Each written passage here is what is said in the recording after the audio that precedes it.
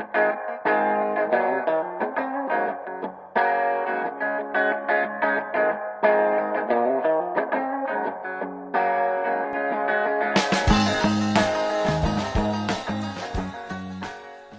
afternoon to my listeners out there. This is your host, Greg Davis, and on today's exciting episode, we are going to be talking about the Berkeley open pit mine in Butte, Montana. We're going to start off talking about its story of origin, social and economic implications, the rise and fall of prices associated with mineral demands, and we'll be even hearing from an expert in a few minutes on the topic, who will be discussing the environmental hazards associated with the open pit nature of the mine, as well as what is currently being done to minimize such hazards. So, how did this mine come into being?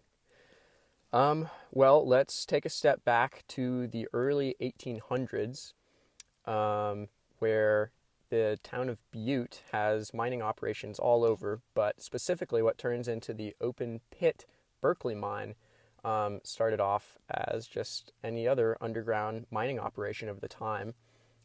In this case, silver and gold were the principal minerals being extracted from the ground.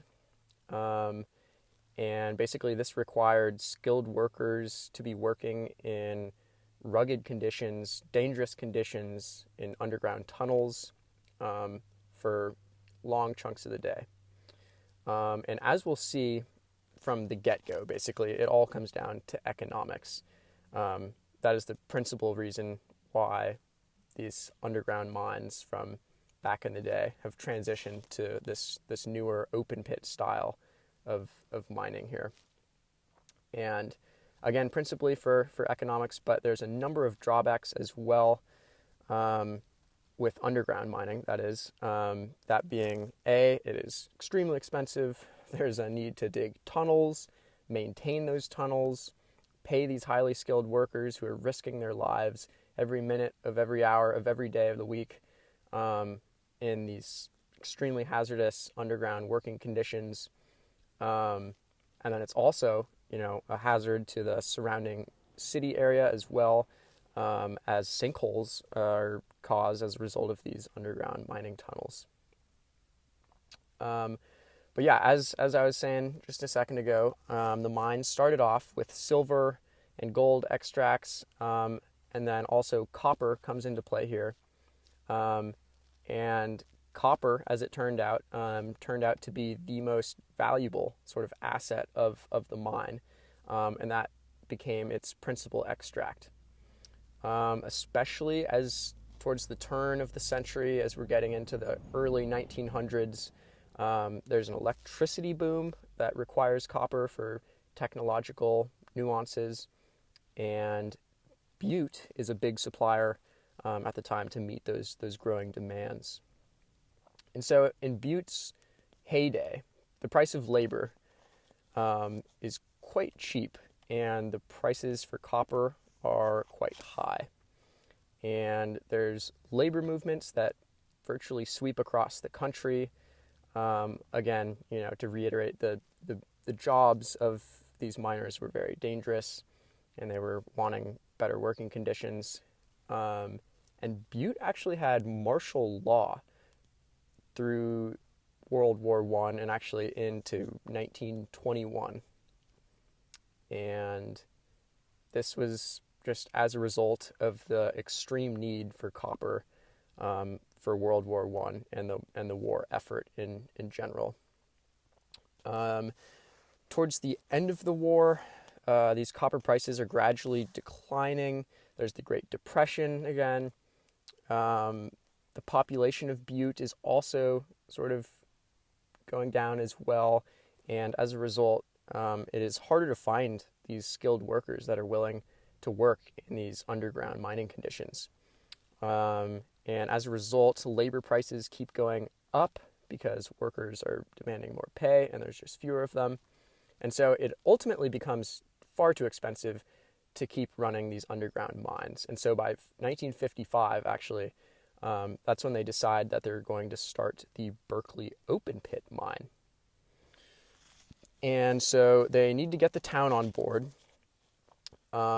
And so they had to buy land from the people who lived there. As the pit expanded, it basically gets bigger and bigger. It's just this giant hole in the ground, basically, where they're able to extract minerals. But as it's getting bigger and bigger, this is further just intruding upon where people live, or strip mining, as it's called. There are two advantages.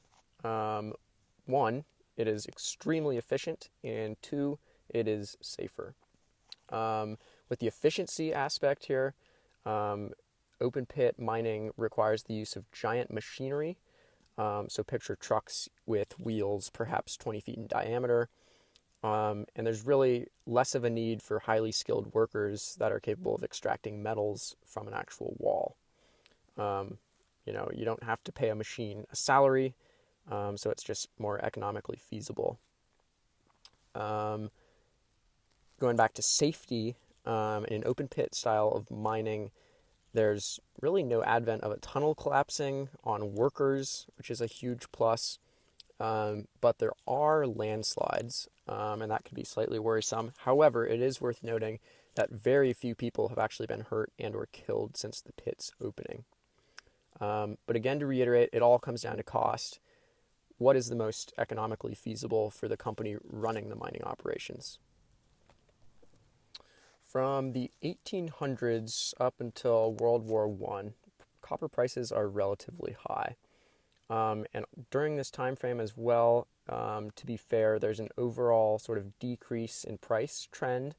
That's basically a result of new copper mines kind of just popping up here and there statewide. But copper prices spiked as a result of World War I demand. Turns out wars are really good for mining, and the world needed a lot of copper for the war effort. There was no governmental limiting on prices that these mining companies were able to charge for copper, and so there's extremely high demand during World War I. However, the demand plummeted after the war, and during that time, miners basically lost jobs, and there was just a dwindling sort of workforce there. But prices eventually began to recover, but it's worth noting that they never quite recovered to the extent that they were booming during World War I. During World War II, the governments had learned their lesson, so to speak, and so they stepped in and regulated prices of the mining companies. And as these prices rose, they again didn't astronomically spike like they had done during World War I. The next big boom came with the Korean War. However, again, there was governmental regulation on prices, and so there wasn't this, astronomical boom like there was with World War I. Looking to today, the prices of copper has been steadily declining, basically. It's worth noting that the last underground mines shut down in Butte in the early 70s. But it wasn't until 1982 that the actual Berkeley pit open mine itself shuts down for good. So this brings us to a close of our first episode of our two-part series on the Berkeley open pit mine. But stay tuned. In our next episode, we hear from geologist Lindsay Ceramic, a self-proclaimed enthusiast of the Berkeley open pit mine.